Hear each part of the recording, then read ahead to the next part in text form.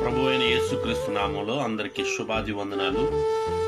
సామెతల గ్రంథ ధ్యానము 6వ అధ్యాయం 1వ వచనం నుండి 15వ వచనం వరకు ధ్యానించుకుందాం.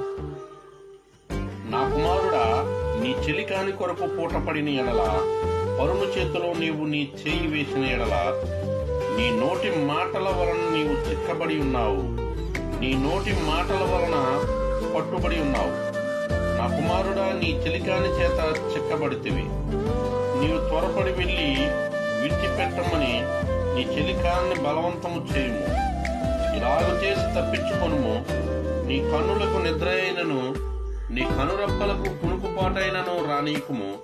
వేటకాని చేతి నుండి లేడి తప్పించుకొనున్నట్లును, ఎరుకువాని చేతి నుండి పక్షి తప్పించుకొనున్నట్లును తప్పించుకొనుము. సోమరి సీమల యొద్దకు వెళ్ళుము, వాటి నడతలు కనిపెట్టి జ్ఞానము తెచ్చుకొనుము.